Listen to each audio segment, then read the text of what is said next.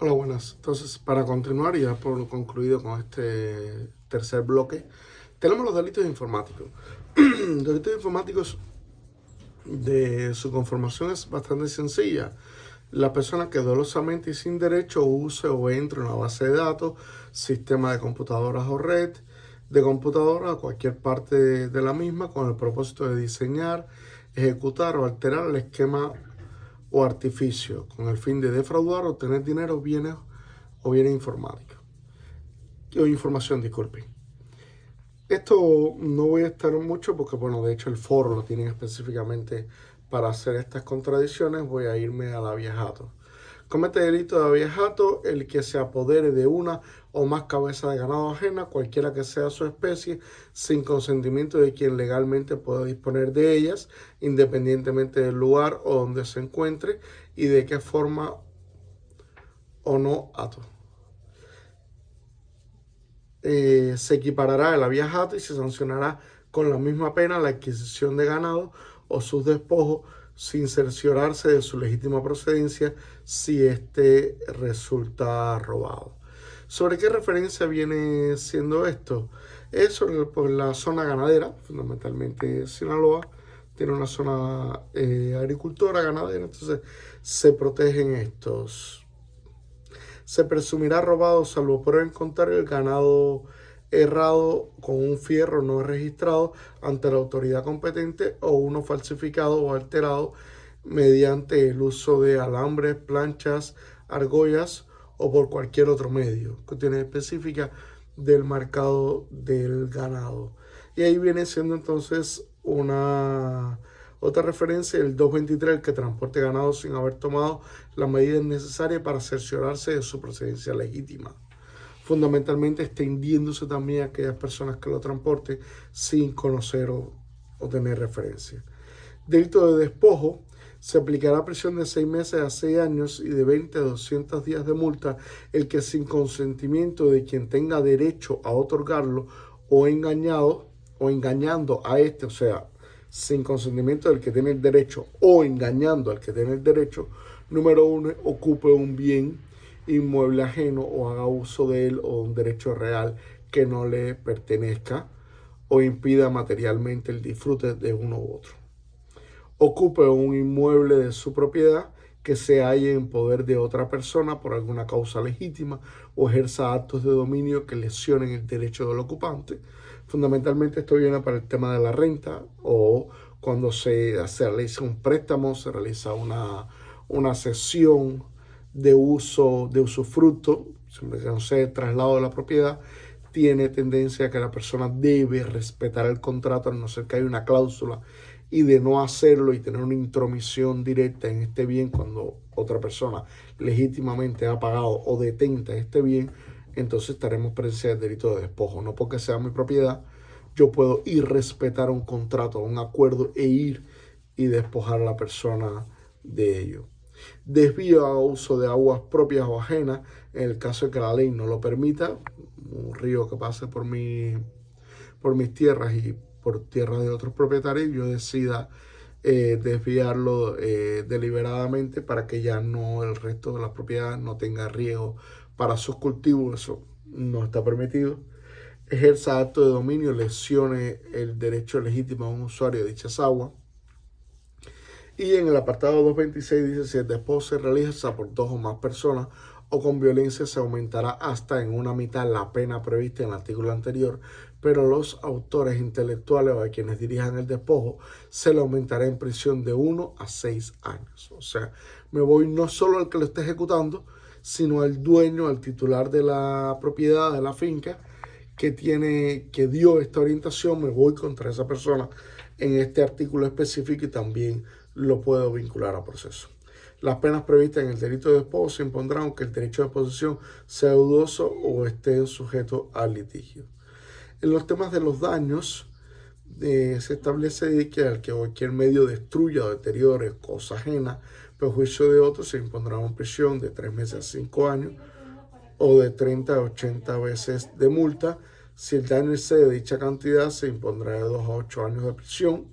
Hace referencia nuevamente a la unidad de medida del cual hemos hablado todo el tiempo, y si el daño recae en un bien de valor científico, artístico, cultural, de utilidad pública, o se cometa por medio de inundación, incendio, minas, bombas o explosivos, se impondrá una prisión de 5 a 10 años y de 50 a 500 días de multa. Es punible el daño en la propiedad causado culposamente, por supuesto. Siempre será, no tiene que ser por dolo directo, puede ser por culpa, como vieron en Derecho Penal 1. Y ahí se hace referencia entonces a 3 delitos más: la extorsión, el que procurándose para sí o para otro un lucro indebido, obliga a una persona a realizar o omitir un acto en perjuicio de su propio patrimonio o de un tercero, se le impondrá una prisión de 4 a 12 años o 200 a 450 días de multa. Si la extorsión se realiza con una asociación delictuosa, 2 o más personas, o por un servidor público que tiene esta función, de cualquier ámbito de la administración pública o la corporación policíaca, la pena se aumentará a una mitad. ¿Por qué? Porque se está entendiendo que el delito de extorsión, específicamente esa manera de obligar, extorsionar, o sea, por cualquier medio, a otra persona en contra de su patrimonio, si lo realiza un representante de la ley o un servidor público, tiene una lesividad doble, no solo al patrimonio de la persona, sino también hay una lesividad hacia la confianza de la institución que este funcionario esté representando. Delito de usura, muy sencillo: comete el delito de usura el que, abusando de la necesidad, siempre abusando de la necesidad o la ignorancia de una persona, obtenga un lucro excesivo mediante un préstamo con intereses superiores al bancario o otras ventajas económicas desproporcionadas de acuerdo con la naturaleza de la operación o los usos comerciales. Una persona que quiere realizar un pequeño emprendimiento, no tiene un historial crediticio, tiene que acceder a un tercero que le presta con estas características, entonces esto es un delito. Fundamentalmente esto viene asociado a la criminalidad organizada cuando es de manera generalizada, o se asocia directamente a aquellas personas que se aprovechan. Y el lucro siempre es mucho mayor. Yo te apoyo con una mínima cantidad, pero el 50% de tu emprendimiento de por vida será mío. O sea, eso no lo permite el Código Civil por una racionalidad, pero tampoco lo permite el Código Penal. Y cuando se viene a ejercer, cuando las personas han pagado ya en demasía y sigue imponiendo un criterio, el legislador establece que puede recurrir a la normativa penal para deslindarse de esa cuestión. El encubrimiento por receptación, ojo, en el anterior no significa que yo vaya al derecho penal para evitar pagar. No va por ahí. Yo tengo unas obligaciones de pago. Está cuando sea excesivo el pago de lo prestado. Encubrimiento por receptación, dice que con ánimo de lucro, importante la receptación, el ánimo de lucro siempre, después de la ejecución de un delito y sin haber participado en este, adquiera, reciba oculto producto de aquel a sabienda de esta circunstancia o que ayude a otro por los mismos fines, se le aplicará una prisión de 2 a 6 años. ¿Qué se establece aquí fundamentalmente? Yo no tengo por qué conocer la naturaleza, la procedencia de los bienes. Sí, si los voy a enajenar después, debo conocerlo o debo presumir por el precio que se me está dando o la necesidad o la rapidez del tema que pueden devenir de un ilícito. Esto es para cualquiera de los delitos. Ojo, no confundir con la parte de los vehículos que tiene su receptación propia, el que enajena y todo es de manera específica. Se deviene de un robo de vehículo, está ya en lo específico y no aquí en lo genérico.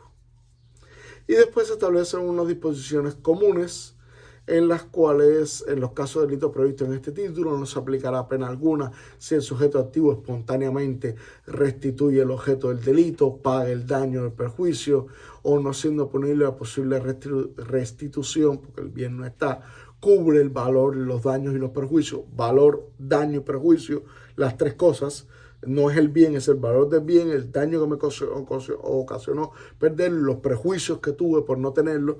O sea, son los 3 elementos que establece antes de que la autoridad investigadora tome conciencia del delito. O sea, yo no he tenido tiempo de ni siquiera percatarme de que se me ha robado el auto, se dañó, y viene una persona y dice: yo necesitaba usar por urgencia el auto, tiene una situación familiar específica, no se justifica el delito, pero aquí vengo y le restituyo la totalidad del bien. Si no lo puedo traer, le pago los daños y además los perjuicios en lo que usted puede incurrir. De esa manera establece que no tiene por qué ejercer acción penal el Ministerio Público. No es que porque mi carro de todas maneras era ese carro muy específico que yo lo amaba tanto, cuando vienen, me dan uno nuevo, me restituyen, me indemnizan. No puede, el derecho penal no es hacia la venganza, por así decirlo, ¿no? Es hacia en este caso, patrimonio, la recuperación de los bienes se prima por encima de todo y se puede entender. La cuantía del objeto o producto del delito se estimará siempre atendiendo a su valor intrínseco. Si el objeto o producto no fuera estimable valor en dinero o si por su naturaleza no fuera posible fijar un valor, se aplicará una prisión de 3 meses a 2 años, de 3 meses a 2 años y de 10 a 200 días de multa para cuando no se puede establecer ese valor. Y en el apartado 239 dice si el juzgador lo creyere conveniente, además de la pena prevista por cada uno de los delitos mencionados en este título, podrá imponer al delincuente suspensión de 3 meses a 5 años por ser perito, depositario o interventor judicial, síndico, interventor o concurso o quiebras, asesor, representante docente o ejercicio de cualquier profesión por la cual se requiera un título o autorización.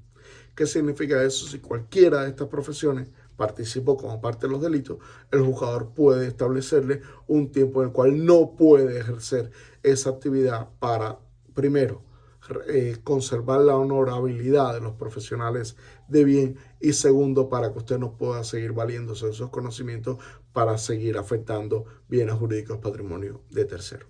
Bueno, hasta aquí, con esto damos por terminado todo el tema del patrimonio y les deseo primero que se continúen estudiando, que hagan el caso práctico, que es importante, porque va a ser todo así, y nos vemos en la próxima sesión.